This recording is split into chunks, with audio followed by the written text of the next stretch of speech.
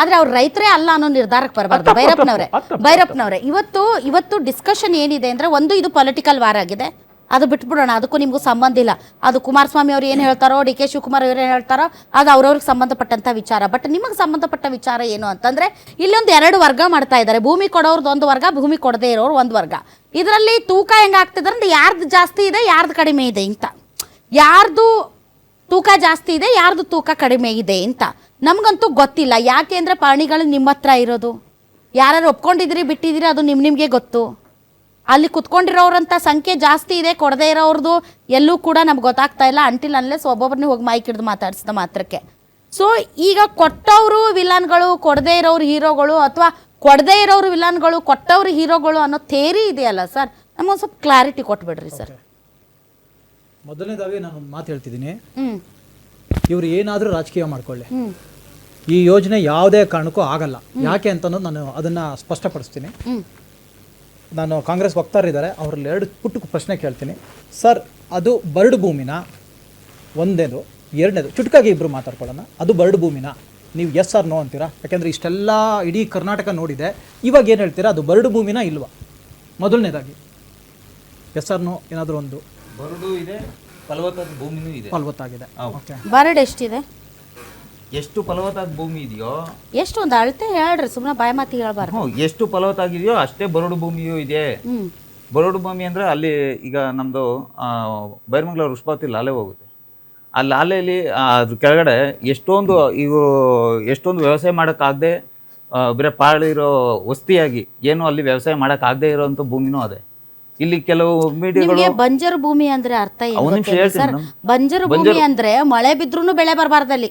ಈಗ ಒಂದ್ ಮಾತು ಹೇಳ್ತೀನಿ ಕೇಳ್ರಿ, ಬಂಜರು ಬರಡು ಅಂತಂದ್ರೆ ಏನಾದ್ರು ನಿಮ್ಗೆ ಗೊತ್ತಿಲ್ಲ. ನೀವು ಈ ಕಡೆ ಹಳೆ ಮೈಸೂರು ಕಡೆಯವರು, ನೀವು ಫಲವತ್ತಾದ ಭೂಮಿ ನೋಡಿರಿ. ನೀವು ನಮ್ಮ ಉತ್ತರ ಕರ್ನಾಟಕಕ್ಕೆ ಬರ್ರಿ, ಬಂಜರು ಭೂಮಿ ಅಂದ್ರೆ ಹೆಂಗಿರುತ್ತೆ ತೋರಿಸ್ತೀವಿ ನಿಮ್ಗೆ.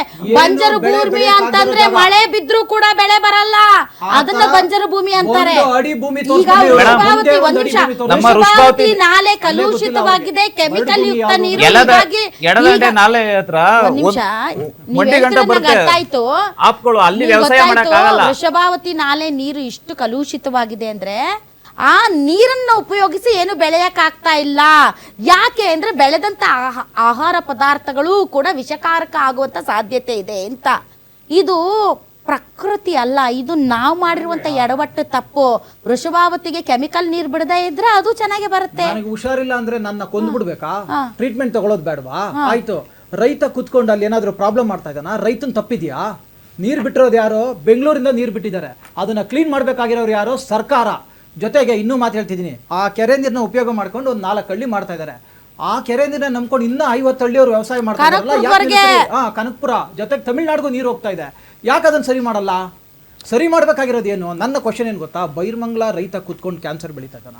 Byramangala that is not the point. The point is, ಈಗ ನಾವು ಕೊಡ್ತಿರೋರೆಷ್ಟು ಕೊಡದೇ ಇರೋರೆಷ್ಟು, ದ ಪರ್ಸೆಂಟೇಜ್ ವೈಸ್. ಇವರು ಅವತ್ತಿಂದ ಶುದ್ಧ ಸುಳ್ಳುಗಳು ಹೇಳ್ಕೊಂಡು ಬರ್ತಾ ಇದ್ದಾರೆ. ಮೊದಲನೇ ವಿಚಾರ, ಬರಡು ಭೂಮಿ ಅಂತಂದ್ರು. ಇಡೀ ನಮ್ಮ ಎಲ್ಲ ಮೀಡಿಯಾದವ್ರಿಗೂ ನಾನು ಕೈ ಮುಗಿದು ಹೇಳ್ತಾ ಇದ್ದೀನಿ, ಯಾಕೆಂದರೆ ನಮಗೆ ಆ ಶಕ್ತಿ ಇರಲಿಲ್ಲ. ನೀವು ಮೀಡಿಯಾದವ್ರು ಏನಿದ್ದೀರಾ, ಇಡೀ ಕರ್ನಾಟಕಕ್ಕೆ ತೋರಿಸ್ಕೊಟ್ಟಿದ್ದೀರಾ ಅದು ಬರಡು ಭೂಮಿ ಅಲ್ಲ ಅನ್ನೋದನ್ನ. ಇವತ್ತು ಇವ್ರೇನಾದ್ರು ಬರಡು ಭೂಮಿ ಅಂತಂದ್ರೆ, ಎರಡನೇದು ರೈತರೇ ಇಲ್ಲ ಅಂತ ಹೇಳಿದ್ರು. ರೈತರು ಇದಾರಾ ಇಲ್ವಾ ಅನ್ನೋದನ್ನು ಹೇಳ್ಬೇಕು ಇವಾಗ, ಯಾಕಂದ್ರೆ ಮೀಡಿಯಾದವ್ರು ತೋರ್ಸಾಯ್ತಲ್ಲ ರೈತರು ಇದಾರೆ. ಮೂರನೇ ವಿಚಾರಕ್ಕೆ ಬಂದು 80%. ಈಗ 3 ವರ್ಷದಲ್ಲಿ ಈ ಪ್ರಾಜೆಕ್ಟ್ ಮಾಡ್ತೀನಿ ಅಂತಂದ್ರು. 1 ವರ್ಷ 4 ತಿಂಗಳು ಆಗೋಯ್ತು. 80% ಜನ ಇವ್ರ ಕಡೆನ ಯಾವ್ರೆ ಅಂತ ಇಟ್ಕೊಳ್ಳೋಣ. ಇನ್ನ 20% ಜನ ಅವತ್ತಿಂದ ಬರೀ 20% ಇವರು ಏನು ಸುಳ್ಳು ಮಾಹಿತಿಗಳು ಕೊಡ್ತಾ ಇದಾರಲ್ವಾ, JMCಗೆ ಬಂದ್ರು. ಇವಾಗಲ್ಲ ಆಯ್ತಾ, JMCಗೆ ಸುಮಾರು 7-8 ತಿಂಗಳು ಮುಂಚೆ ಬಂದ್ರು. JMC ಯಾಕೆ ಮಾಡೋಕ್ಕಾಗಲಿಲ್ಲ? 20% ಜನ ರೈತರು ಹೋಗಿ ತಡೆದ್ಬಿಟ್ರಾ, ಇಲ್ಲ 80% ಜನ ಹೋಗಿ ರೈತರು ತಡೆದ್ರ? ನೋಡಿ ಏನ್ ಮಾಡ್ತಾ ಇದ್ದಾರೆ ಅಂದ್ರೆ, ಸರ್ಕಾರ ರೈತರನ್ನ ಕಾಪಾಡಬೇಕು. ಒಂದ್ ನಿಮಿಷ ನಾನು ಹೇಳ್ಬಿಡ್ತೀನಿ ಸರ್, ಆಮೇಲೆ ನಾನು ಹೆಂಗ್ ಗೊತ್ತಾ, ಒಂದು 5-6 ಡಿಬೇಟ್ಗಳು ನೋಡಿದೀನಿ, ಎಲ್ಲ ಬರೇ ಇಲ್ಲಿ ರೈತರು.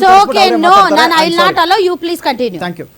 ಈಗ ಸರ್ಕಾರ ಏನು ಮಾಡ್ತಾ ಇದೆ ಅಂತಂದರೆ, ಭಯನ ಸೃಷ್ಟಿ ಮಾಡಿ 80% ಆಗೋಯ್ತು 90% ಆಗೋಯ್ತು ಅಂತ ಸೃಷ್ಟಿ ಮಾಡಿ ರೈತರನ್ನ ಅವರ ಏನು ಆತ್ಮವಿಶ್ವಾಸನ ಕುಗ್ಸೋಂಥದ್ದು ಮಾಡ್ತಾ ಇದ್ದಾರೆ. ಬಟ್ ಇವತ್ತು ನಾನು ಹೇಳ್ತಾ ಇದ್ದೀನಿ ಸರ್, ಇಲ್ಲಿರೋರಂಥ ಎಲ್ಲರನ್ನೂ ಕೇಳ್ತಾ ಇದ್ದೀನಿ, ಯಾರನ್ನ ಕೇಳಿದ್ರು ನಾವು ರೈತನ ಮಕ್ಕಳು ಅಂತಂತಾರೆ.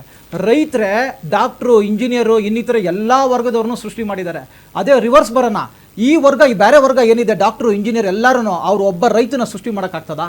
ನಾವು ಅನ್ನ ತಿನ್ಬೇಕಾದ್ರೆ ನೀನು ಯಾವ ಪಕ್ಷದವ್ನು ಬೆಳೆದವನೇ ಅಂತ ನೋಡೋಕ್ಕಾಗ್ತದಾ? ನಾವೇ ಜಗಳ ಮಾಡ್ಕೊಂಡು ಇದೇ ಥರನೇ ಆಗಿದ್ದು ಸ್ವಾತಂತ್ರ್ಯ ಪೂರ್ವದಲ್ಲೂ ಕೂಡ ನಾವೇ ಜಗಳ ಮಾಡ್ಕೊಂಡು ನಮ್ಮವ್ರನ್ನೇ ಹಾಳು ಮಾಡಿದ್ದೀನಿ. 80% ಜನ ರೈತರಿದ್ದಾರೆ. ಭೈರಪ್ಪನವರೇ ಕೇಳಿಸ್ಕೊಳ್ಳಿ, ಹೇಳಿ ಸರ್, ಹೇಳಿ ಸರ್. ನೋಟಿಫಿಕೇಶನ್ ಆದ ಜಮೀನಲ್ಲಿ ಎಷ್ಟು ಜನ ಭೂ ಮಾಲೀಕರು ಇದಕ್ಕೆ ಎಸ್ ಅಂದಿದ್ದಾರೆ? ಯಾವ್ದಕ್ಕೆ ಎಸ್ ಅಂತ ನೋಟಿಫಿಕೇಶನ್ ನೋಟಿಫಿಕೇಶನ್ ಆಗಿದೆ, ಅದರಲ್ಲಿ ಎಷ್ಟು ಪರ್ಸೆಂಟ್ ರೈತರು ಈ ಯೋಜನೆಗೆ ಸಮ್ಮತಿ ಕೊಟ್ಟಿದ್ದಾರೆ? 80% ಜನ ರೈತರು ಭೂಮಿ ಕೊಡೋದಿಲ್ಲ, ಆಯ್ತಾ? ಇವರು ಸುಳ್ಳು ಮಾಹಿತಿಗಳನ್ನ ಏನಾಗಿದೆ ಅಂದ್ರೆ ಕೊಡ್ಲಿ. 7,100 ಚಿಲ್ಲರೆ ಸರ್ಕಾರ ಭೂಮಿ ಬಿಟ್ಟು 7,100 ಚಿಲ್ಲರೆ ಎಕರೆ ಕಂದಾಯ ಭೂಮಿ ಇದೆ. ಆ ಕಂದಾಯ ಭೂಮಿಯಲ್ಲಿ 80% ಜನ ಒಪ್ಪಿಗೆ ಕೊಟ್ಟವ್ರೆ. ಅಲ್ಲಿ ನಮ್ಮಲ್ಲಿ ಏನಾಗಿದೆ ಅಂದ್ರೆ 5 ಕುಂಟೆಯಿಂದ 10 ಕುಂಟೆ ಒಳಗಿರೋರೆ 2,300 ಜನ ಅವ್ರೆ. ಇದು ಭೂ ಮಾಲೀಕರು ಒಪ್ಪಿಗೆ ಕೊಟ್ಟಿರೋದು 80%. ಇವರು ಅದನ್ನ ಅಭಿಸ್ತಾರದು. ಆಮೇಲೆ ಅಲ್ಲ, ಈಗ ಸಣ್ಣ ಹಿಡುವಳಿದಾರರು ಸಣ್ಣ ರೈತರು ಕೊಡಕ್ ಹೋಗ್ತಾ ಇಲ್ಲ. ಅಲ್ಲಿ ಸಣ್ಣ ರೈತರು ಅಲ್ಲಿ ಏನಾಗಿದೆ, ಅಲ್ಲಿ ಮೂಲ ವಾಸ್ತವದಲ್ಲಿ ಏನಾಗಿದೆ, ಎಷ್ಟು ಜನ ಇದ್ದಾರೆ ಸಣ್ಣ ರೈತರು? ಎಷ್ಟು ಜನ ಇದ್ದಾರೆ? ಅದು 10 ಕುಂಟೆ ಒಳಗಿರೋರು ಸುಮಾರು 2,200 ಜನ ಅವ್ರೆ. ಮತ್ತೆ 2,200 ಜನ ನಾನು ಹೇಳ್ತೀನಿ.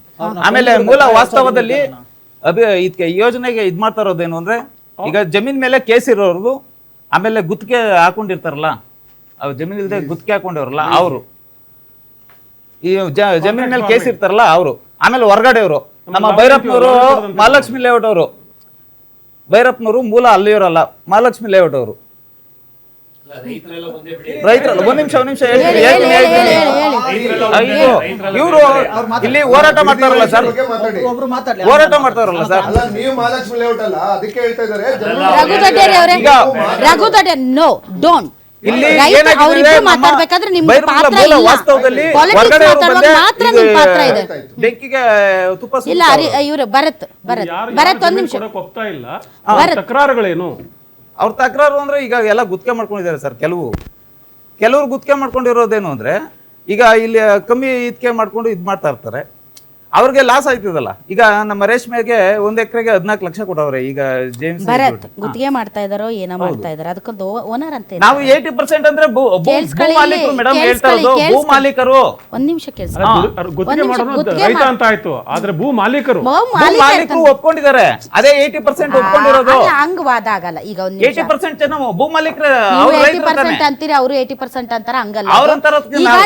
ನೀವೇ ನಿಮ್ಮ ಬಾಯಿಂದ ಹೇಳಿದ್ರಿ ಸಣ್ಣ ಪುಟ್ಟ ರೈತರು ಏನೋ ಗುಂಟೆಗಟ್ಲೆ ಒಂದ್ ನಿಮಿಷ. ಇದ್ರ ಮೂಲ ವಾಸ್ತವ ನಮ್ಮ ಭರತ್, ನಾನು ಒಂದ್ ನಿಮಿಷ ಇರ್ರಿ.